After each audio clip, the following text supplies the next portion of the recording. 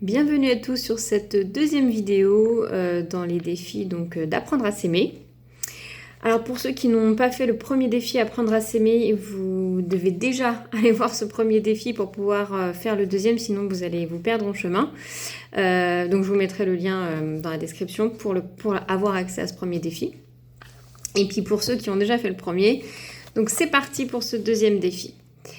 Donc, si vous avez tout fait comme il faut, vous avez avec vous un papier sur lequel vous avez écrit les pensées devant le miroir.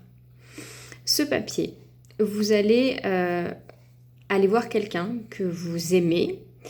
Ça peut être un conjoint, ça peut être une sœur, un père, une mère, qui vous voulez. En tout cas, quelqu'un de votre entourage pour qui vous avez beaucoup d'affection. Et je vais vous demander de lui expliquer bien sûr que c'est un défi que vous êtes en train de réaliser, mais surtout de lui lire ce que vous avez écrit sur le papier. Et de lui lire de la même manière que vous l'avez pensé. C'est-à-dire que si vous vous êtes dit je suis grosse et moche, et ben vous lui dites t'es gros et t'es moche. Vous ne dites pas t'es gros et t'es moche. Il faut vraiment que ça ait l'impact de la façon dont vous vous parlez à vous-même. Parce que l'idée, c'est de vous faire prendre conscience que ce que vous vous dites à vous-même de l'intérieur, jamais vous vous permettrez de le dire à quelqu'un aussi violemment, aussi brut que ce que l'on se fait à soi.